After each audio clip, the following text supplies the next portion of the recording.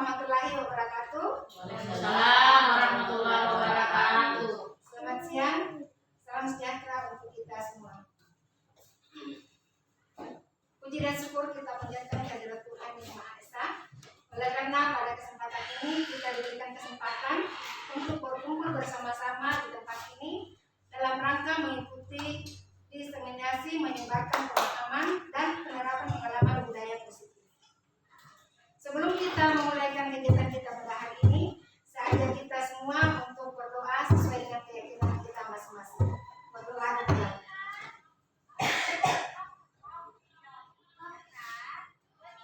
Selesai. Terima kasih Bapak Ibu. Saya ucapkan kepada kita semua karena Bapak Ibu sudah meluangkan waktunya untuk bersama saya mengikuti kegiatan diseminasi ini. Ini adalah bagian dari tugas saya dalam program pendidikan guru penggerak, yaitu pada aksi nyata modul 1.4 tentang budaya positif. Saya Ermin, calon guru penggerak angkatan 11 Kabupaten Mamuju. Bagaimana Bapak Ibu, semangat? Semangat! Terima kasih. Nah, hari ini kita akan belajar tentang budaya positif. Tapi sebelum kita membahas lebih jauh tentang budaya positif, saya ingin bertanya dulu apa yang ada di pikiran kita ketika kita mendengar kata budaya positif. Ada Bapak Ibu yang bisa mengungkapkan pendapat, silahkan Bu. Ya, jadi budaya positif yang kita ketahui bersama bahwa di mana sebuah pendekatan yang bertujuan untuk menciptakan lingkungan yang kondusif bagi pertumbuhan dan perkembangan individu, baik itu di sekolah maupun di tempat kerja kita. Jadi memang seharusnya ini budaya positif harus ditanamkan supaya kita semua adalah nyaman di tempat tersebut. Ya, mungkin itu yang saya pahami tentang budaya positif. Masih ada?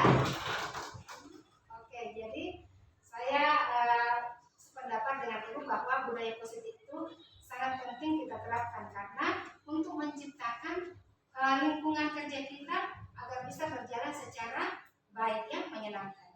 Nah, kita lihat di sini budaya positif merupakan perwujudan dari nilai-nilai atau keyakinan universal yang diterapkan di sekolah.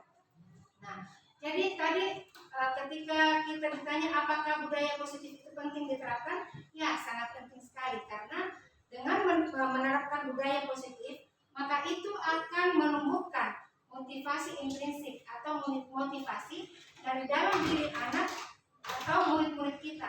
Karena dengan adanya motivasi dari dalam diri, maka anak-anak bisa menerapkan kebiasaan-kebiasaan positif dalam kehidupannya. Nah, di sini dikatakan budaya positif diyakini mampu menciptakan kolaborasi antar warga sekolah, juga orang tua murid, dan jika terlaksana dengan baik akan memunculkan serta mengembangkan nilai-nilai positif yang dimiliki murid dan akan menciptakan pribadi-pribadi yang berkualitas dan berkarakter baik sesuai dengan profil pelajar Pancasila. Nah, Bapak Ibu,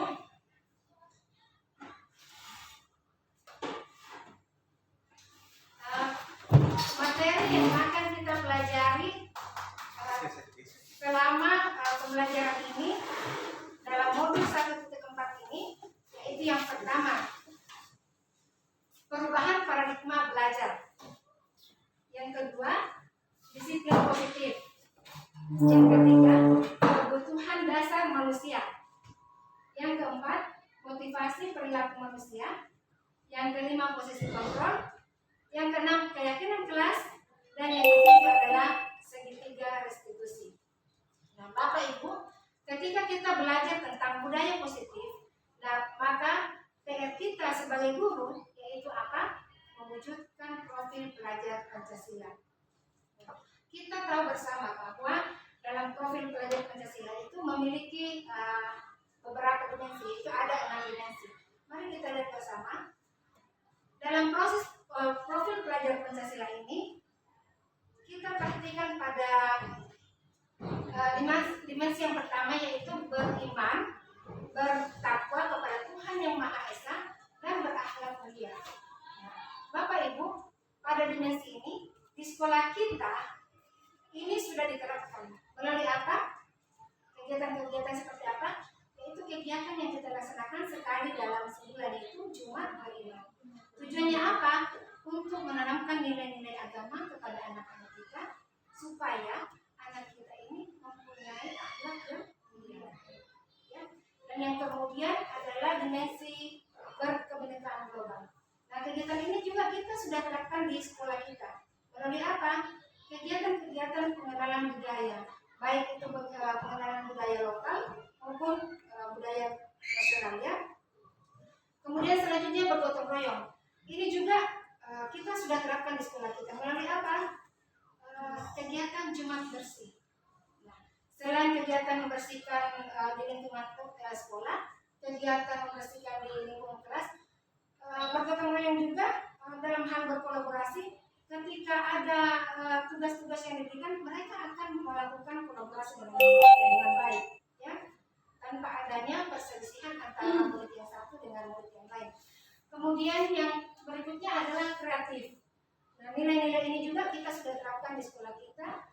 Begitu pula dengan bernalar kritis dan mandiri. Kita masuk dalam poin yang pertama, yaitu perubahan paradigma baru. Pembelajaran dengan paradigma baru merupakan pembelajaran yang dirancang berdasarkan prinsip pembelajaran berdiferensiasi, sehingga para peserta didik belajar sesuai kebutuhannya berdasarkan tahap perkembangan sesuai teori psikologi modern untuk mewujudkan apa? Profil pelajar Pancasila. Nah, Bapak Ibu, apakah kita pernah mendengar pembelajaran tentang pernyataan tentang pembelajaran berpusat pada guru dan pembelajaran berpusat pada murid? Ya. Pembelajaran berpusat pada guru itu seperti apa dan pada murid itu seperti apa?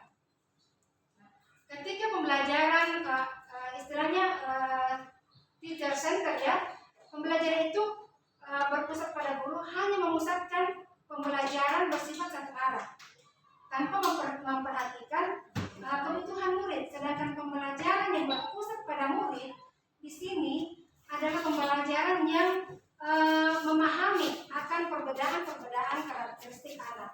Seperti misalnya anak-anak ditempatkan dalam satu ruangan, kita harus pahami bahwa kemampuan anak, minat anak, bakat anak itu berbeda-beda. Jadi kita tidak boleh samaratakan dalam hal pembelajaran ini, sehingga anak bisa mengembangkan kemampuannya secara optimal. Nah, selanjutnya kita melihat menurut Dr. William Glasser dalam teori kontrol terdapat beberapa miskonsepsi tentang teori kontrol. Saya akan sebutkan satu persatu. Yaitu yang pertama yaitu ilusi bahwa guru mengontrol siswa.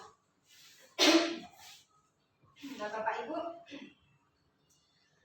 di sini ada kesalahpahaman bahwa ketika anak melakukan perbuatan, apakah itu perbuatan baik atau perilaku buruk, semua itu memiliki tujuan. Anak melakukan perbuatan baik, anak melakukan perilaku buruk, itu ada tujuannya. Nah, terkadang guru mengontrol anak, meminta anak mengikuti maunya gurunya. Saya berikan contoh. Ketika anak melakukan kesalahan, anak diminta untuk melakukan kemauan gurunya untuk berhenti melakukan kesalahan tersebut. Misalnya dia ganggu temannya. Pada saat itu bisa saja anak berhenti untuk mengganggu temannya. Tetapi apakah itu sifatnya permanen? Itu sifatnya sementara saja. Kenapa? Karena posisi saat itu guru memaksakan kehendaknya untuk mengontrol siswa. Tidak ada cara yang diberlakukan atau dilakukan untuk bagaimana menggali keinginan-keinginan anak ini untuk bisa melakukannya atas dasar kesadaran sendiri. Jadi anak ini melakukannya hanya karena mau saja menuruti gurunya. Dan jika di kemudian hari anak itu melakukan perilaku seperti itu lagi, yaitu usir. Dia ganggu temannya karena apa? Tidak ada kesadaran dari dirinya sendiri. Dan selanjutnya ilusi bahwa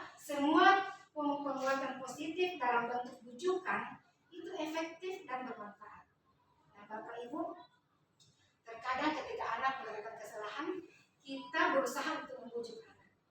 Apakah itu efektif? Efektif saat itu. Tetapi untuk jangka panjangnya itu tidak, itu akan perbuatannya itu akan terulang lagi. Kenapa? Karena ketika anak melakukan kesalahan atau pelanggaran, maka ada sesuatu yang dia inginkan dalam hidupnya, keadaan dirinya, sehingga dia melakukan hal tersebut. Tetapi guru, apa yang dilakukan guru adalah membujuk untuk tidak melakukan hal tersebut, sehingga di kemudian hari anak itu akan berulang lagi, akan melakukan kesalahan yang sama. Dan ada dua lagi yang dia butuhkan anak tersebut. Yang pertama, kebutuhan yang satu tidak terpenuhi, penyebab anak melakukan kesalahan. Dan yang kedua, dia minta untuk dibujuk lagi. Saya bikin lagi. Kenapa? Saya kalau tidak dibujuk, dia tidak akan berhenti. Jadi bukannya menyelesaikan masalah, malah bertambah masalah. Anak itu minta dibujuk-bujuk lagi. Jadi ini adalah ilusi, hanya sebuah ilusi bahwa bujukan itu dapat bermanfaat bagi anak untuk merubah perilaku anak. Kemudian yang selanjutnya adalah kritik, membuat orang merasa bersalah dan dapat menguatkan karakter. Ketika anak melakukan kesalahan, dia anak ini suka ribut. Kita kritik, kamu setiap hari ribut terus, tidak pernah lakukan kebaikan. Kapan kamu bisa lakukan kebaikan?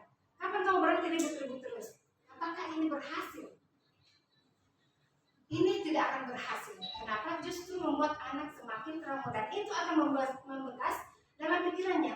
Coba kita berpikir sejenak, mengulang kembali kejadian-kejadian ketika kita waktu masih kecil di sekolah. Mungkin ada perilaku kita mendapatkan kritikan, pasti kejadian itu masih kita ingat sampai sekarang.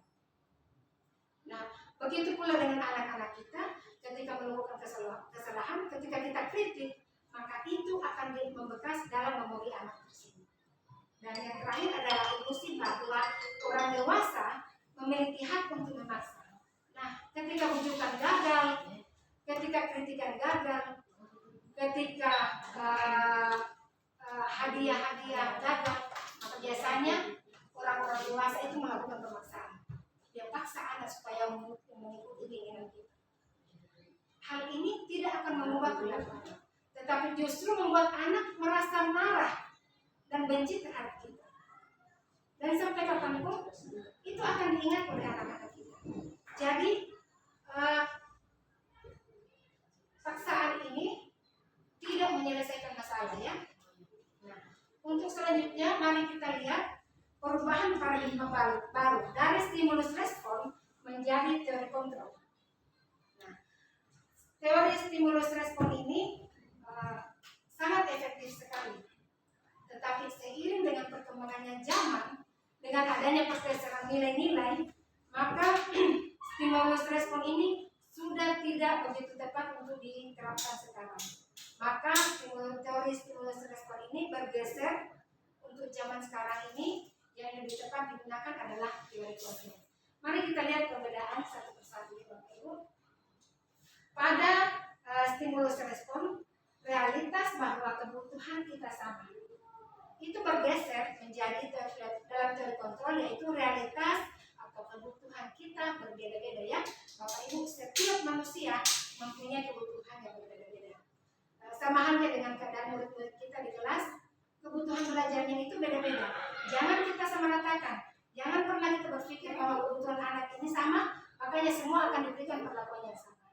Tapi marilah kita mencoba untuk memberikan pemahaman kepada diri kita bahwa kebutuhan anak di dalam kelas itu, walaupun mereka itu dalam satu jenjang, satu kelas, ditempatkan diberikan pembelajaran dalam waktu yang sama, tetapi kita harus pahami bahwa kebutuhan anak itu berbeda-beda. Selanjutnya adalah semua orang melihat hal yang sama. Itu adalah teori stimulus respon. Dan pada teori kontrol, bahwa setiap orang memiliki gambaran yang berbeda. Kembali lagi pada poin pertama, bahwa kebutuhan itu berbeda-beda. Nah, setiap orang mempunyai pandangan berbeda-beda, mempunyai harapan hidup ke depan berbeda-beda, mempunyai gambaran ke depan, harapan cita-cita itu berbeda-beda. Jangan kita samaratakan. Jangan kita memaksakan keinginan kita untuk bisa sama dengan orang lain. Karena apa? Pandangan orang tentang kehidupan ini berbeda-beda ya Bapak Ibu. Kemudian yang ketiga, kita mencoba mengubah orang agar berpandangan sama dengan kita. Tadi sudah disinggung bahwa kita berusaha memahami pandangan orang lain tentang dunia. Dan selanjutnya adalah perilaku buruk dilihat sebagai satu kesalahan. Nah, tadi sebagai saya contohkan bahwa anak-anak, ketika anak-anak melakukan kesalahan, maka kita anggap bahwa anak itu perilakunya buruk. Nah, itu pada stimulus respon ya seperti itu. Tetapi pada telekontrol, ketika anak berperilaku buruk, kita jangan langsung menjudge bahwa anak itu perilakunya buruk, tidak baik. Dia mungkin salah asuh atau salah didik di tempat-tempat tertentu. Yang harus kita lakukan adalah kita harus berpikir bahwa semua perilaku itu mempunyai tujuan. Apakah perilaku buruk, apakah perilaku baik, itu semua mempunyai tujuan. Ketika anak menangis misalnya, jangan kita langsung mengatakan tiap hari ini anak, jangan langsung menghardik Bapak Ibu. Jangan langsung bilang, kerjanya tiap hari menangis terus. Seperti contoh murid kita Sali, ketika dia menangis, jangan langsung kita singkirkan dari kelompoknya bahwa ini anak kerjanya menangis, jadi jangan ditaruh di kelompoknya. Kita harus menggali apa penyebabnya dia menangis. Kita harus tahu apa yang menyebabkan dia menangis. Bisa jadi ada salah satu kebutuhannya yang tidak terpenuhi. Jadi kita tanya, kenapa Sali menangis? Nah, pasti dia akan mengungkapkan apa yang menyebabkan dia menangis. Biasanya anak yang menangis karena apa? Karena lapar. Ternyata kebutuhannya tidak terpenuhi sehingga dia menangis. Nah, ketika kita menggunakan teori stimulus respon, kita langsung cek, anak ini kerjanya menangis terus setiap hari. Tetapi ketika kita menggunakan teori kontrol, maka kita akan menggali apa penyebabnya anak ini menangis.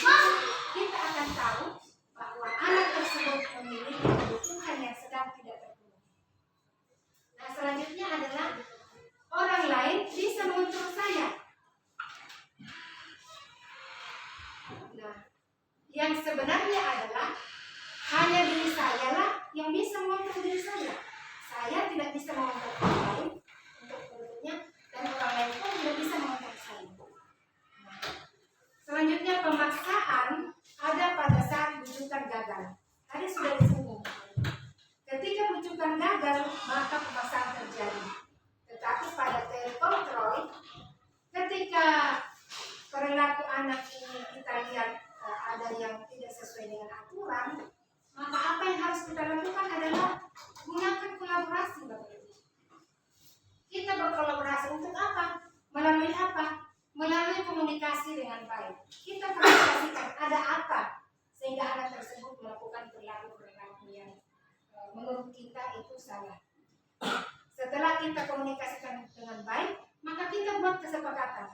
Nah, dari kesepakatan itu, maka anak-anak, karena kita libatkan dalam kesepakatan, ketika menangis kita tanya, lain kali jangan menangis lagi nak ya. Lain kali kalau ada kebutuhannya bilang sama ibu, berarti ibu bantu apa yang kamu butuhkan. Nah, lain kali ketika dia menginginkan sesuatu, mungkin dia bisa datang ke kita sebagai guru. Ibu, saya lapar, saya butuh makan saat ini. Dia tidak langsung melakukan kesalahan. Oleh karena itu, ketika anak melakukan kesalahan, sebaiknya kita melakukan komunikasi dengan baik. Setelah kita komunikasi, kita lakukan kesepakatan. Kesepakatan apa yang baiknya kita lakukan untuk tidak mengulangi kesalahan yang sama. Nah, selanjutnya adalah berpikir menang kalah. Pada stimulus respon, menang kalah. Ini tidak tepat lagi karena dalam satu komunitas itu bukan satu arena kompetisi, bukan arena tanding ya. Macam kita di sekolah ini bukan arena kompetisi, bukan kita di sini untuk bertanding, tapi kita mempunyai satu tujuan, yaitu mencerdaskan murid-murid kita. Ketika anak melakukan kesalahan, marilah kita intinya di sini membantu anak untuk menemukan solusi, sehingga dalam hal ini anak tidak merasa tertindas, anak tidak merasa dipojokkan, tetapi kita bangkitkan semangat anak, kita gali motivasi dari dalam diri anak, sehingga ketika anak melakukan kesalahan, dia harus menyadari bahwa dia ketika melakukan kesalahan, dia harus mengubah pola perilakunya agar tidak mengulangi kesalahan. Jadi dalam hal ini anak tidak berikan semangat kepada anak, kita berikan motivasi kepada anak. Nah, mungkin materi untuk budaya positif tadi tentang paradigma baru sudah selesai. Kita masuk dalam pembahasan kedua, yaitu disiplin positif. Nah, di sini muncul kata apa makna disiplin positif. Nah, Bapak Ibu, apa kira-kira yang terbersih dalam pikiran kita ketika kita mendengarkan kata disiplin?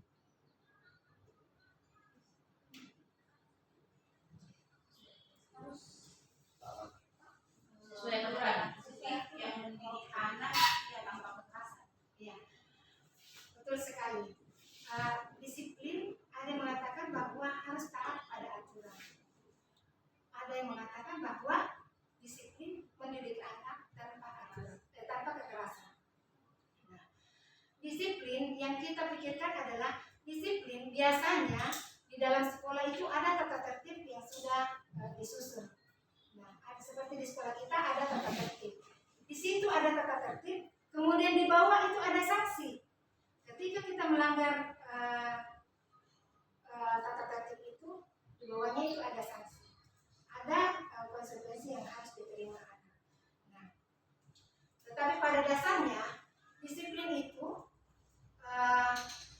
berasal dari bahasa Latin yang artinya belajar. Nah, makna belajar di sini adalah disiplin diri dari murid-murid. Ini pendapat Socrates dan Plato. Jadi disiplin membuat orang menggali potensinya menuju sebuah tujuan apa yang dia hargai. Jadi disiplin ini mengajarkan kepada anak-anak untuk menggali atau menanamkan nilai-nilai yang dia yakini. Jika dia merasa punya tujuannya, dia yakini dan dia akan bertanggung jawab terhadap nilai-nilai tersebut. Contohnya, ketika ketika kepala sekolah memberikan aturan jam 7.30 semua guru dan siswa sudah ada di lingkungan sekolah. Jadi jam 7.30 ini semua sudah ada di sekolah. Ketika hari besoknya semua guru dan siswa hadir tepat waktu jam 7.30. Tetapi apakah semua guru dan siswa ini memiliki tujuan yang sama? Ini menanamkan nilai-nilai, yaitu disiplin positif dalam dirinya. Kita lihat pada tindakan selanjutnya. Ketika kepala sekolah tidak hadir suatu hari, apakah semua guru dan siswa akan hadir tepat waktu jam 7.30? Tidak ya. Ada guru yang bolong-bolong, ada guru yang hadir jam 7.40, jam 8, bahkan tidak hadir. Begitu pula siswa. Tetapi ada juga guru yang tetap hadir jam 7.30 walaupun tidak ada kepala sekolah. Begitu pula dengan siswa. Ada juga yang hadir karena dia taat kepada aturan yang dianggap penting bagi dirinya. Nah, inilah yang dikatakan motivasi dari dalam dirinya tanpa ada unsur paksaan atau hukuman. Nah, biasanya kalau kita hadir tepat waktu, kenapa? Karena kita takut ditegur. Karena kita malu dibilang tidak taat pada aturan yang sudah dikeluarkan kepada sekolah.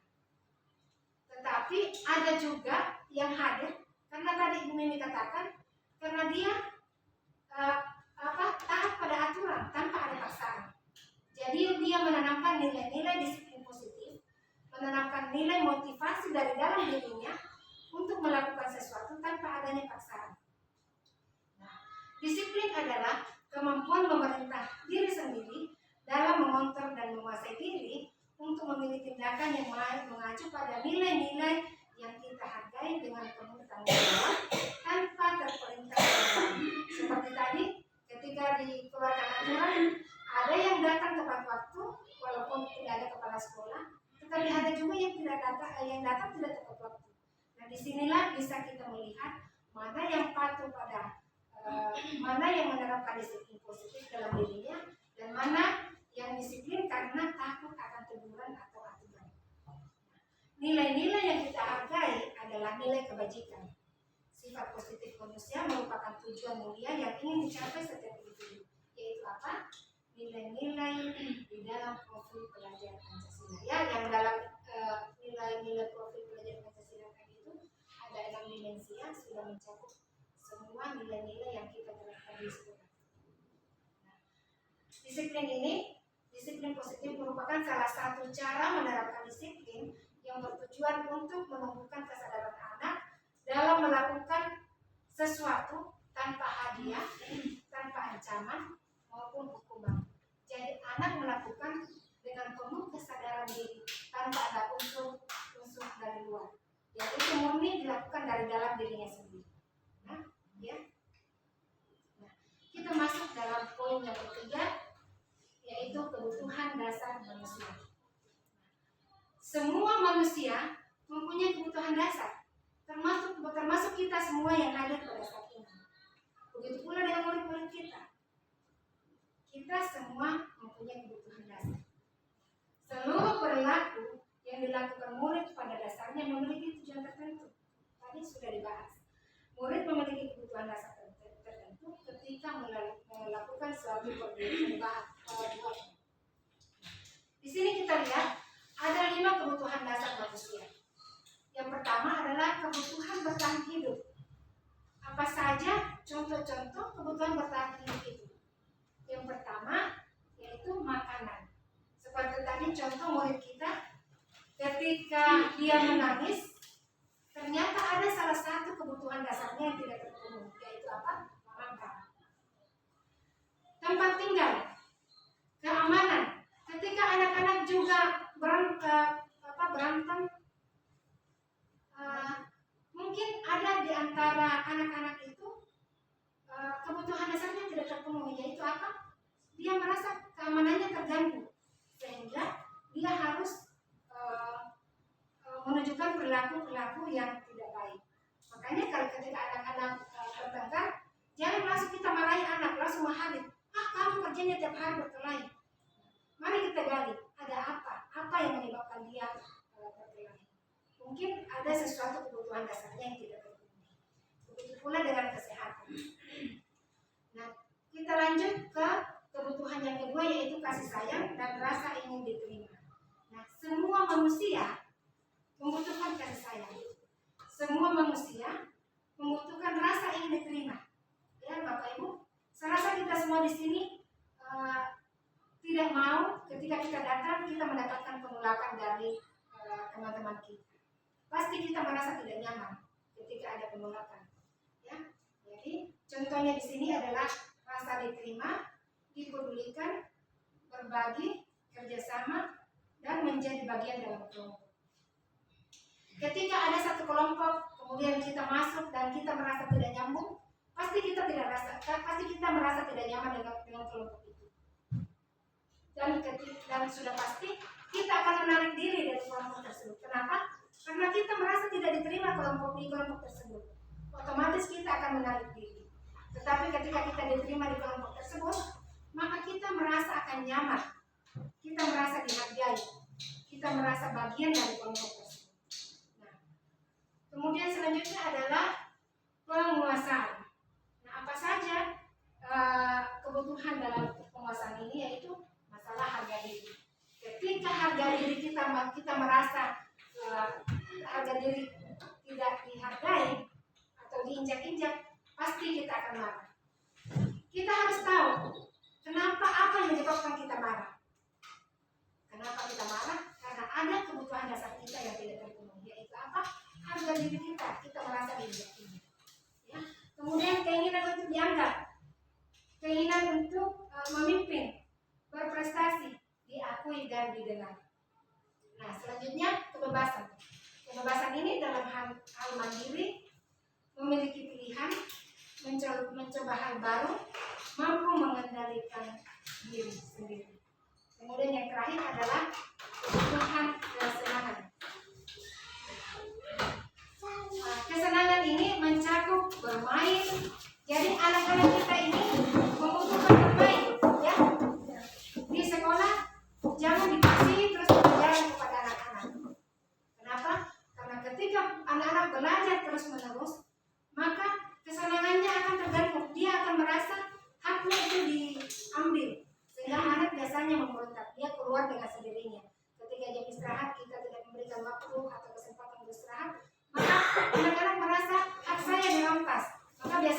anak-anak keluar dengan sendirinya dari kelas. Kenapa? Karena anak-anak juga membutuhkan waktu untuk bermain. Ini adalah untuk memenuhi kebutuhan hidupnya, yaitu apa? Kesenangan. Nah, selanjutnya adalah humoris, antusiasme, dan tertawa. Ternyata tertawa itu sangat dibutuhkan dalam kehidupan kita, ya Bapak Ibu. Tidak ada orang yang setiap hari marah terus setiap hari. Kita butuh tertawa juga, kita butuh refleksi. Tertawa itu adalah bagian dari kebutuhan dasar kita. Jadi ketika ada orang yang sudah tidak pernah tertawa dalam kehidupan, itu perlu dipertanyakan. Pasti ada kebutuhan yang tidak terpenuhi. Mungkin dia lagi banyak masalah atau apa. Jadi ketika ada orang setiap hari marah terus, jangan langsung dianggap ibu itu kerjanya marah-marah terus. Mungkin ada sesuatu yang tidak terpenuhi dalam hidupnya sehingga dia marah, ya Bapak Ibu. Nah, sampai di sini tentang kebutuhan dasar manusia. Kita lanjut saja atau ada yang perlu ditanyakan atau lanjut ya. Nah, kita masuk dalam poin keempat, yaitu motivasi perilaku manusia. Sejak dari pertama tadi pembahasan, semua ini menyangkut motivasi. Kenapa? Dalam melakukan sesuatu, kita sebagai manusia itu perlu ada motivasi. Baik itu motivasi dalam diri kita maupun motivasi dari luar. Jadi, sejak awal kita belajar, semua itu tertuju kepada motivasi. Jadi, motivasi perilaku manusia itu menurut Kamus Besar Bahasa Indonesia, motivasi adalah dorongan yang timbul pada diri seseorang yang secara sadar atau tidak sadar untuk melakukan suatu tindakan dengan tujuan tertentu. Nah, ada dua jenis motivasi perilaku manusia. Yang pertama adalah motivasi ekstrinsik atau motivasi dari luar. Motivasi seperti apa? Motivasi melakukan disiplin diri karena takut dihukum atau untuk menghindari hukuman. Nah, seperti tadi, contoh datang tepat waktu karena takut dihukum, takut ditegur kepala sekolah, baik guru maupun siswa. Jangan berpikir ini hanya tertuju kepada siswa saja. Kita juga sebagai guru itu benar. Kita datang tepat waktu karena malu dibilang setiap hari selalu terlambat. Nah, kita melakukan sesuatu karena ada unsur dari luar. Kemudian yang kedua, murid melakukan disiplin diri karena ingin mendapat imbalan. Apakah itu bentuk hadiah, apakah penghargaan atau pujian dari orang lain. Ada juga anak-anak baik guru maupun murid datang tepat waktu karena mau dipuji, mau diberikan penghargaan. Oh iya, Ibu Hermi setiap hari hadir tepat waktu. Pukul 7.30 sudah ada. Tapi ketika kepala sekolah tidak hadir, apakah saya akan tetap hadir jam 7.30? Belum tentu, Bapak Ibu. Karena ini motivasi ini hanya dari luar saja, bukan dari dalam diri. Bukan merupakan tanggung jawab saya sebagai seorang guru yang harus menanamkan nilai-nilai positif dalam diri saya. Jadi hanya karena ada takut ditegur, takut dianggap tidak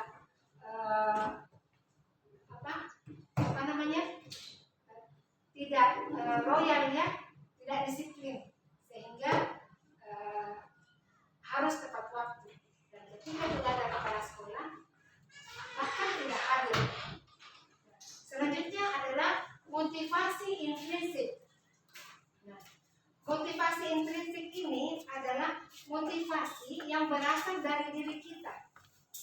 Murid melakukan disiplin karena sadar akan nilai-nilai kebajikan dalam dirinya, menghargai nilai-nilai kebajikan diri sendiri, mengontrol dan menguasai dirinya untuk melakukan tindakan yang mengacu pada nilai-nilai yang kita anggap baik untuk dilakukan, dan itu dilakukan dengan penuh tanggung jawab tanpa terperintah oleh orang lain.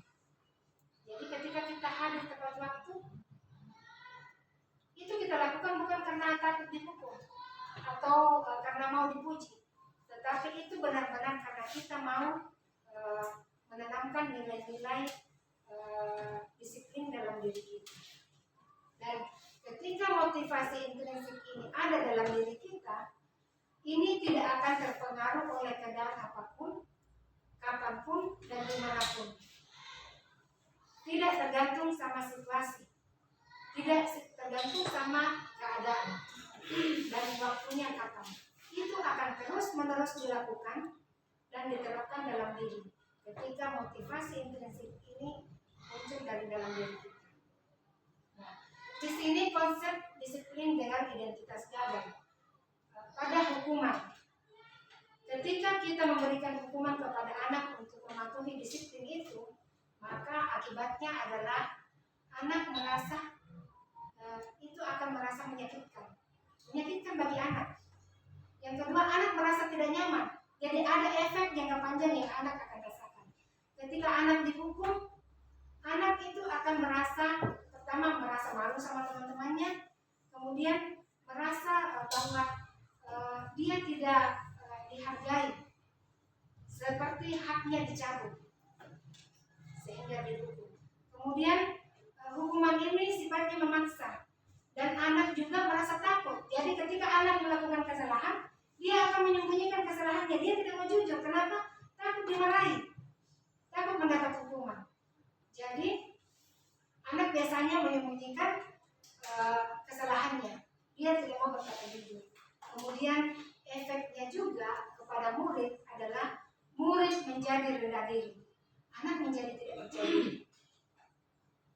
Nah, selanjutnya ketika menerapkan disiplin dengan memberikan penghargaan atau hadiah, ini sangat tidak efektif. Kenapa? Karena biasanya anak nanti mau dapat hadiah baru mau disiplin. Kalau tidak dikasih hadiah, tidak mau disiplin. Nah, ini juga bisa merusak hubungan, akan menimbulkan sifat iri. Kenapa? Ketika si A melakukan disiplin hari ini, diberikan hadiah, nah, dan besok si B melakukan hal yang sama, belum tentu kita mampu memberikan hadiah. Nah, ini akan memberikan efek iri kepada temannya. Anak ini pasti berpikir, percuma saya tepat waktu. Kenapa? Kemarin si A tepat waktu dikasih hadiah, sekarang saya tepat waktu tidak dikasih apa-apa. Jadi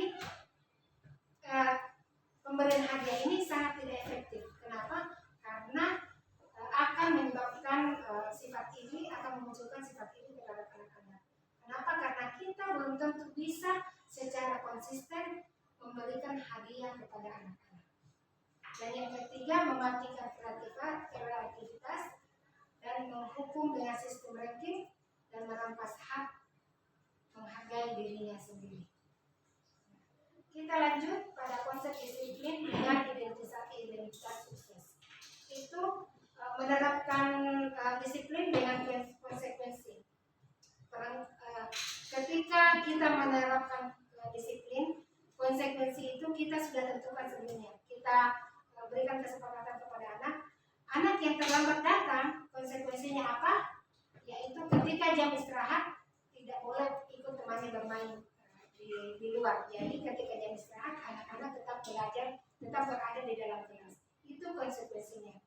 Nah, mungkin anak bisa patuh, tetapi itu efeknya cuma jangka pendek. Kemudian efeknya juga, konsekuensi ini perlu memonitoring berkelanjutan. Kita pantau terus anak ini. Apakah anak ini sudah menerapkan disiplin secara berkesinambungan atau tidak? Jadi membutuhkan pemantau yang secara terus menerus. Kemudian konsep identitas dengan menerapkan konsekuensi ini, murid menghormati peraturan. Anak ini menghormati peraturan, dia hormat terhadap aturan. Kemudian anak juga akan kehilangan waktu untuk merenungi kesalahannya. Ketika anak melakukan kesalahan, jangankan anak, saya sendiri ketika melakukan kesalahan, kadang sampai di rumah saya pikir terus, kenapa tadi saya lakukan kesalahan? Apa tadi yang saya sudah bilang sama ibu ini atau banyak waktu untuk merenungi kesalahan saya. Tetapi ketika ada konsekuensi, maka anak tidak ada kesempatan untuk merenungi kesalahannya. Nah, sekarang kita masuk pada restitusi. Nah, Bapak Ibu, restitusi ini adalah konsep baru menurut saya, karena saya baru dapat konsep restitusi ini setelah saya belajar tentang budaya positif. Ketika kita belajar modul budaya positif, maka kita akan mendapatkan materi tentang restitusi. Jadi, tadi hukuman, konsekuensi, dan yang ketiga adalah restitusi. Nah, restitusi yaitu ketika kita menerapkan restitusi, maka murid akan bertanggung jawab atas perilakunya. Yang kedua, murid akan fokus pada pemecahan masalah jangka panjang. Yang ketiga, murid akan menghormati dirinya dan orang lain. Dan pada teori kontrol, dia memegang kontrol pada dirinya. Tadi dikatakan hanya diri saya yang dapat mengontrol diri saya sendiri.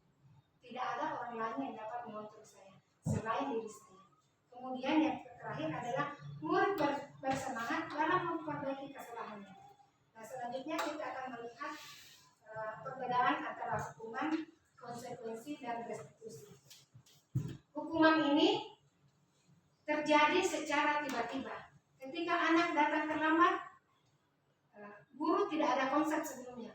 Ketika anak datang terlambat, langsung saja tiba-tiba guru memberikan hukuman, misalnya lari keliling lapangan 10 kali.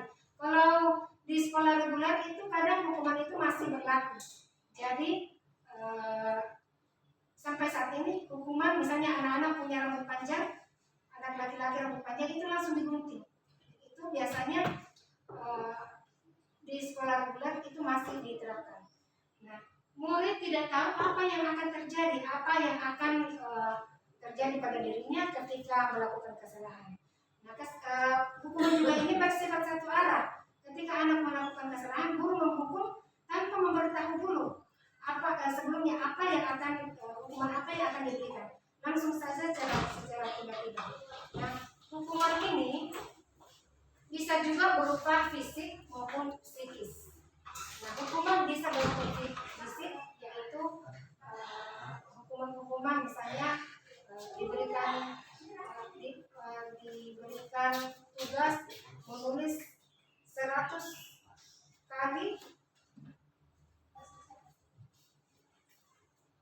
100 kali, saya tidak akan terlambat lagi. Itu adalah bentuk fisiknya.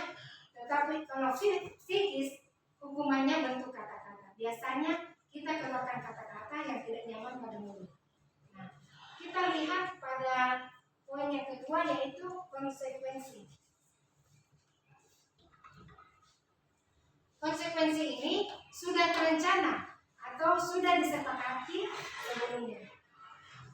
Kemudian murid tetap dibuat tidak nyaman. Nah, walaupun sudah disepakati bersama, tetapi akibat dari konsekuensi pelanggaran yang dilakukan atau konsekuensi yang diterima atau sanksi yang diterima itu tetap membuat anak tidak nyaman.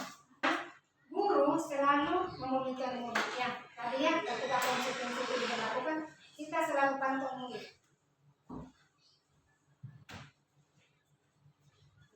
Selanjutnya kita masuk dalam poin yang ketiga adalah restitusi.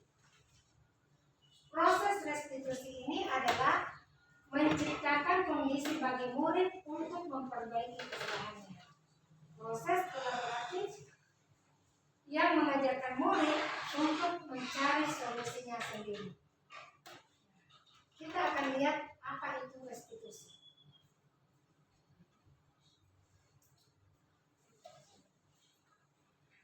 Restitusi adalah proses menciptakan kondisi bagi anak untuk memperbaiki kesalahannya sehingga mereka bisa kembali kepada kelompok mereka dengan karakter yang lebih kuat.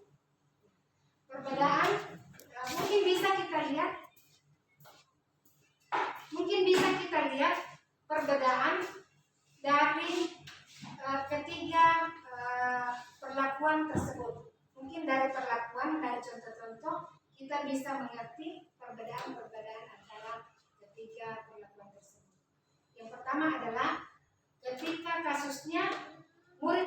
terlambat ke sekolah.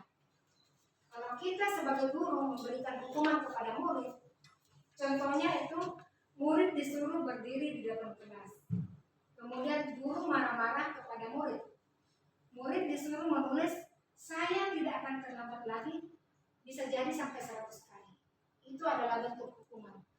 Kemudian konsekuensi yaitu ketika jam istirahat, murid berada dalam kelas selama jam istirahat berlangsung. Jadi tidak diberikan kesempatan untuk beristirahat tidur. Kemudian guru tegas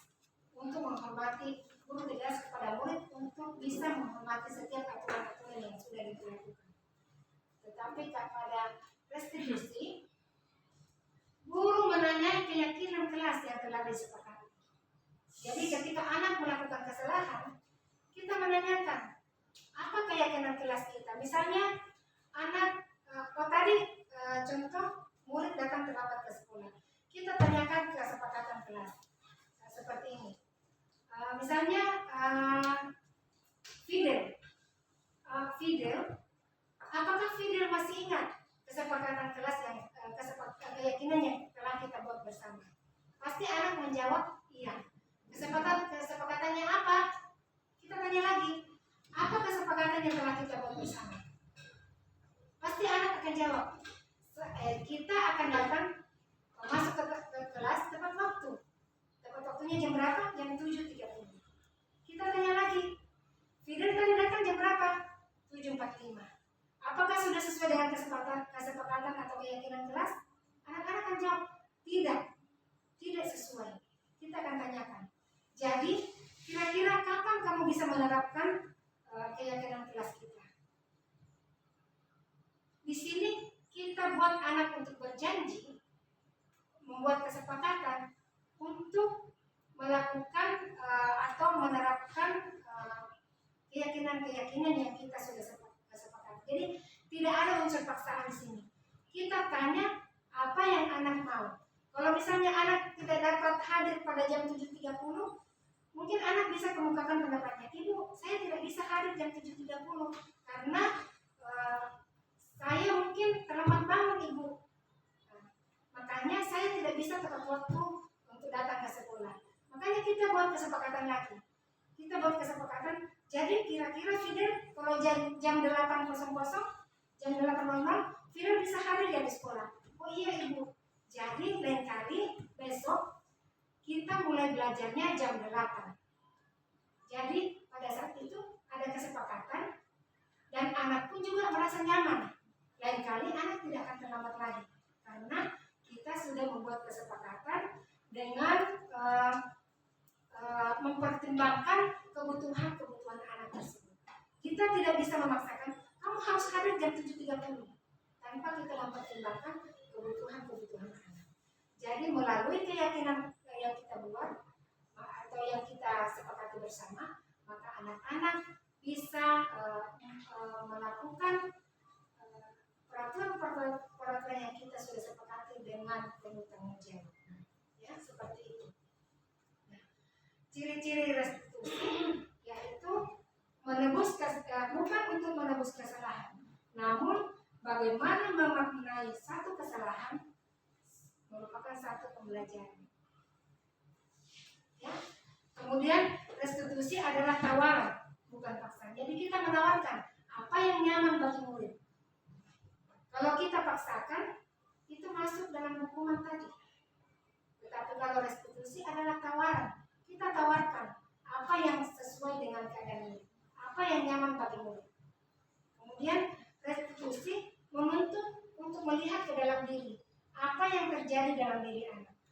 Ya, mencari kebutuhan dasar yang mendasari tindakan. Kebutuhan dasarnya apa? Seperti tadi, tidak bisa datang pada pukul 7.30 karena dia selalu terlambat bangun.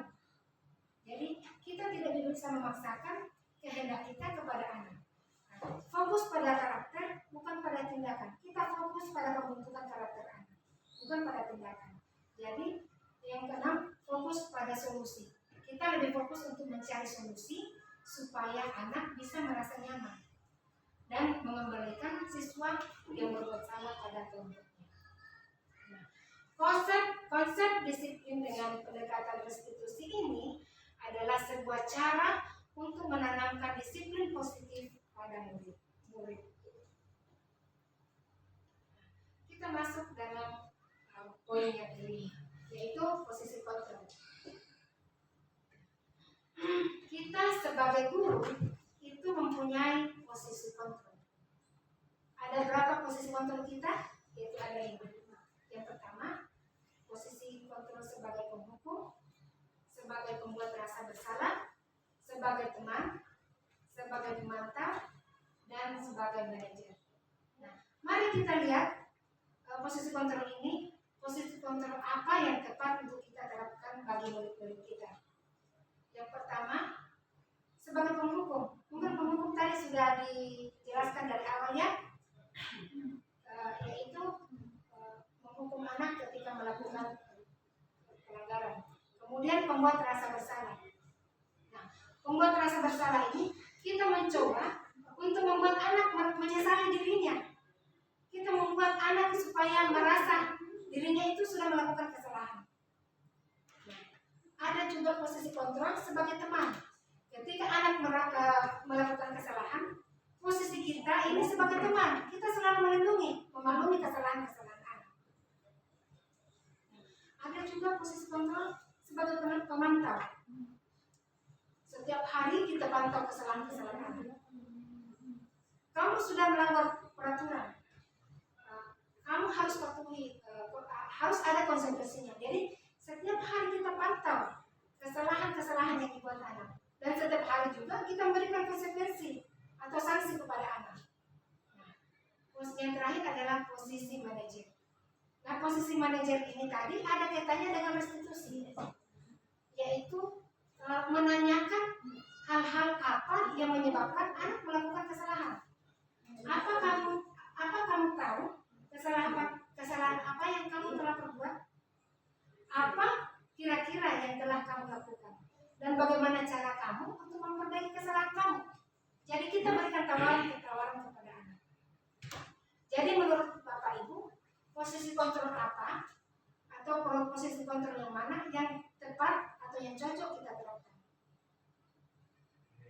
Ya, tentunya kita sebagai manajer ya, karena sebagai manajer kita bisa memberikan solusi kepada anak, tidak ada dalam bentuk paksaan, tidak ada dalam bentuk pembiaran, tetapi kita fokus pada solusi, mencari tahu, mengkomunikasikan apa yang terbaik bagi mereka. Perbedaan dalam penerapan 5 posisi kontrol tadi, yaitu patuhi aturan saya, awas ya, jadi itu mengancam. Gimana coba kalau orang tua kamu tahu kalau kamu melakukan kesalahan? Ini adalah pembuat rasa bersalah. Jadi kita mencoba untuk membuat anak merasa bersalah. Ya sudah, tidak apa-apa, nanti Bapak bantu bereskan. Itu sebagai teman. Jadi ini ada proses pembiaran, dan kali anak akan melakukan kesalahan lagi. Kenapa? Karena dia bilang ada yang bantu saya. Tapi ada juga yang sanksi itu posisi pemantau ya, sanksi atau konsekuensi apa ya yang cocok buat kesalahan yang telah kamu lakukan. Tetapi kalau posisi manajer, apa rencana kamu untuk memperbaiki hal ini? Apa kira-kira yang kamu lakukan untuk memperbaiki kesalahan kamu? Pasti di situ anak akan berjanji. Dan ketika anak berjanji, maka anak itu akan berusaha untuk menepati janjinya sendiri. Ketika anak mengulang lagi, kita ingatkan lagi. Ketika anak mengulang kesalahan, kita ingatkan lagi. Apa janjinya sama Bapak? Apa janjinya sama Ibu? Apakah sudah sesuai dengan perjanjian kita? Tidak sesuai kan? Nah, kapan kamu bisa melakukannya? Kita tawarkan lagi. Jadi kita berikan tawaran-tawaran kepada anak. Nah, selanjutnya kita masuk dalam poin ke-6, yaitu keyakinan kelas. Nah, keyakinan kelas merupakan sesuatu yang diyakini, yang berasal dari penyatuan pikiran untuk menjadi nilai-nilai kebaikan untuk diturunkan di kelas. Nah, jadi keyakinan ini adalah kita buat kesepakatan bersama antara murid dengan guru. Setiap perilaku yang kita lakukan di kelas dapat menentukan terciptanya sebuah lingkungan positif. berlaku warga kelas tersebut menjadi sebuah kebiasaan yang akhirnya membentuk sebuah budaya positif. Nah, di sini ada pertanyaan, mengapa keyakinan kelas? Mengapa bukan peraturan kelas? Kan pertanyaan ini muncul karena kita tahu kalau peraturan itu sudah jelas, aturan yang harus kita taati, aturan yang tidak boleh kita langgar. Kita berpikir bahwa dengan menerapkan aturan di kelas, pasti anak-anak akan taat dibanding dengan keyakinan. Nah, ini adalah pemahaman yang keliru.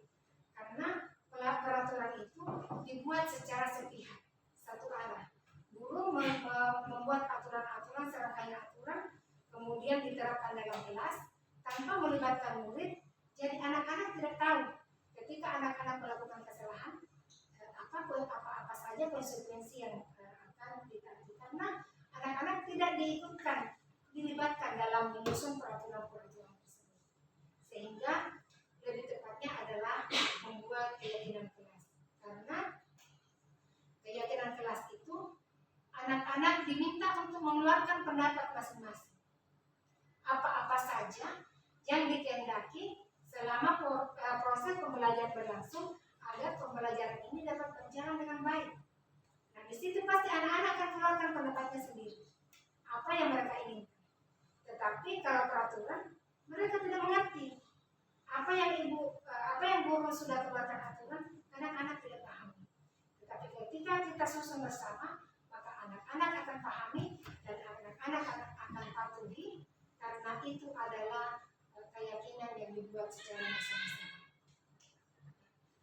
Di sini adalah proses pembuatan keyakinan kelas. Yang pertama adalah berdiskusi tentang peraturan kelas.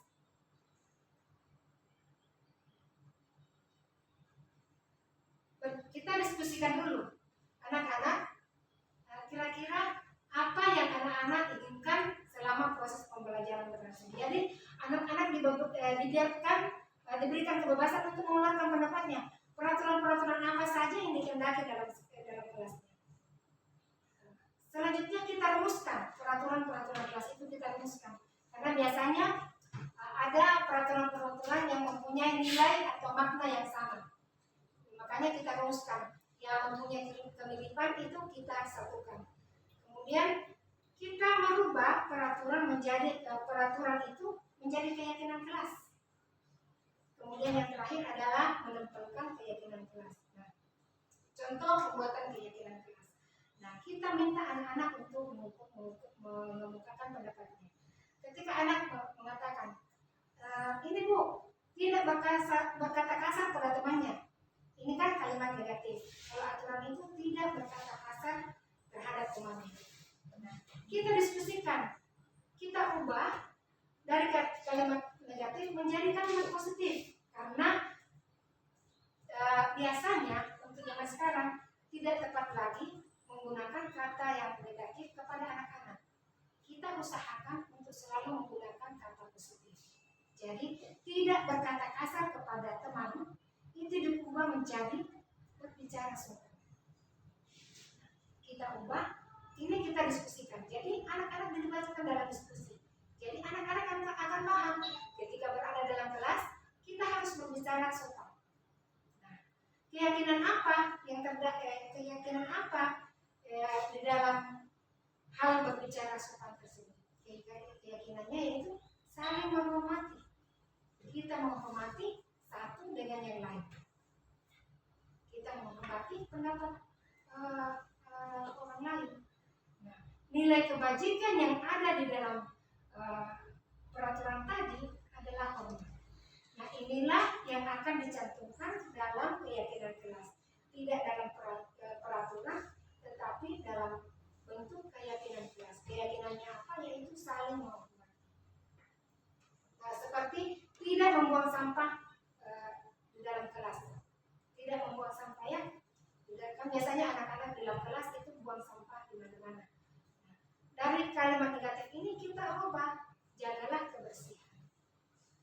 Ya, seperti itu. Nah, kemudian nilai keyakinan apa yang disepakati itu tentang kebersihan. satu untuk tetap menjaga kebersihan dalam kelas. Kita masuk dalam materi terakhir, yaitu segitiga restitusi. Segitiga restitusi ini adalah suatu proses yang dilakukan guru agar dapat menghasilkan murid yang mandiri dan bertanggung jawab. Ada 3 tahapan dalam restitusi ini sesuai dengan bentuknya segitiga restitusi, yaitu yang pertama menstabilkan identitas, yang kedua validasi tindakan yang salah, kemudian yang ketiga menanyakan keyakinan. Contoh 3 tahapan restitusi. Nah, ketika anak melakukan kesalahan, kita jangan langsung memberikan komentar-komentar yang tidak baik kepada anak. Jangan kita langsung menarik anak tersebut keluar dari komunitasnya, tetapi kita adakan pembinaan dulu. Kita panggil anak, lalu kita tanyakan, menstabilkan identitas. Setiap orang pasti melakukan kesalahan. Apakah kamu tahu bahwa tadi kamu sudah melakukan kesalahan? Misalnya Fakih suka makan di kelas. Kita tanyakan, Fakih, tadi kamu makan di kelas. Pasti dia jawab, iya Bu. Apakah kamu tahu bahwa makan di kelas itu tidak baik? Pasti dia jawab, iya. Kita akan yakinkan anak itu bahwa semua orang pasti pernah melakukan kesalahan. Ibu juga pernah melakukan kesalahan. Jadi bukan cuma Fakih saja yang melakukan kesalahan. Selanjutnya kita masuk dalam validasi tindakan yang salah. Kita lanjut lagi. Kamu tentu punya alasan mengapa tadi makan di dalam kelas. Jadi kita tanyakan alasannya. Jangan langsung bilang, kamu tadi Fakih salah. Kenapa tadi kamu makan di kelas? Kamu lihat temanmu belajar, sementara kamu makan. Nah, itu tidak tepat. Jadi kita tanyakan, kamu tentu punya alasan kenapa tadi makan di kelas. Nah, itu adalah bentuk memvalidasi tindakan yang salah. Anak pasti jawab alasannya apa. Biasanya Fakih ketika ditanya, dia akan jawab, Ibu, saya lagi konten Bu, saya lagi mukbang seperti orang-orang Korea. Nah, itu pasti jawabannya. Karena Fakih itu setiap jam pelajaran temannya sementara belajar, dia langsung ambil setumpuk makanannya, lalu dia makan tanpa membagi ke teman-temannya. Ketika ditanyakan, dia jawab, Ibu, saya lagi mukbang Bu, saya lagi buat konten seperti orang-orang Korea katanya. Nah, kita validasi tindakannya. Lalu kita tanyakan, kamu punya alasan? Pasti dia akan jawab. Dan kita akan tanya. Nah, kita tanyakan keyakinan. Apakah kamu masih ingat keyakinan yang pernah kita lakukan? Kita buat bersama. Apa keyakinannya? Yaitu tadi kita ungkapkan peraturan-peraturan yang sudah diubah tadi. Itu tidak makan di kelas. Oh iya, kamu masih ingat ya? Bahwa ketika pembelajaran berlangsung, kita tidak boleh makan. Jadi anak-anak akan mengetahui di mana letak kesalahannya. Dan pada saat dia sudah mengetahui di mana letak kesalahannya, kita minta anak itu berjanji. Kapan ya kira-kira Fakih bisa memulai untuk tidak makan lagi di kelas? Nah, kita minta anak itu berjanji. Oh, mulai besok Bu, saya mulai besok tidak akan makan lagi di kelas. Nah, ketika besok makan lagi di kelas, kita ingatkan lagi, Fakih kemarin sudah janji, katanya tidak makan di kelas lagi sementara pembelajaran berlangsung. Jadi kapan bisa betul-betul Fakih bisa laksanakan? Oh iya Bu, minta maaf, nanti lain kali besok Fakih tidak akan makan lagi. Nah, kita akan ingatkan terus sehingga ketika anak ini keyakinan ini tertanam dalam diri anak, maka anak akan merasa mempunyai tanggung jawab terhadap keyakinan yang sudah disepakati bersama. Nah, di sini banyak contoh-contoh yang membedakan menstabilkan identitas, kemudian validasi tindakan yang salah, dan kemudian menanyakan keyakinan. Di sini ada video, saya akan putarkan video tentang contoh penerapan restitusi.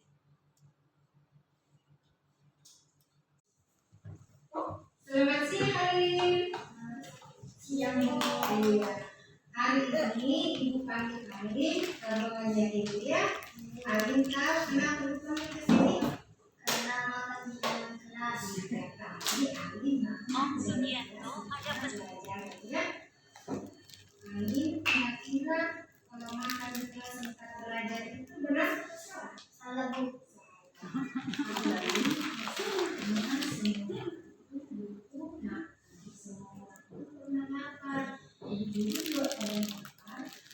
Jadi kita harus bisa gerakan. Kapan waktunya bisa makan, kita lihat tempatnya di mana. Terus tidak boleh makan di sembarang tempat ya. Kita harus bisa gerakan. Nah, ibu tanya lagi, kira-kira kalau makan di dalam kelas kita belajar itu benar atau salah? Nah, salah. Nah, ibu mau tanya,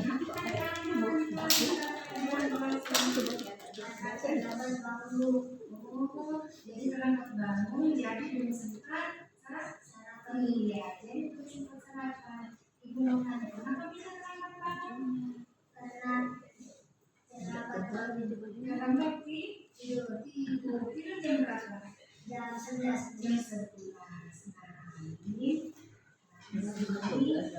tidak menghukum Ali, tidak mau juga tidak menyerah juga sama Ali.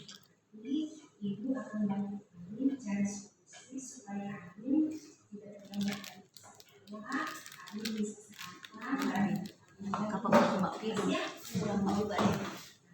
baik. Nah, jadi Ali harus tidur lebih awal supaya bisa bangun supaya bisa sarapan. Kalau sudah sarapan tidak terlambat ke jadi Ali duduk di dalam kelas ya. Iya. Mari sekarang Ali jadi anaknya. Ali sudah anak saya. Apa saja yang melakukan dalam kelas lagi tidak memberi teman jujur tanggung jawab semuanya masih begini. Ini kira-kira kapan bisa datang bagaimana besok jadi mulai besok Alin bisa terapkan keyakinan kelas tadi disebut anak yang berbakti tidak sudah mau bermain atau tidak mau beli teman lagi, kemudian Alin juga bisa bertanggung jawab. Itu saja artinya. Jadi mulai besok Alin mulai menerapkan keyakinan kelas kita. Oke. Terima kasih Alin. Tidak baik ya. Nah, kita tiba pada kesimpulan.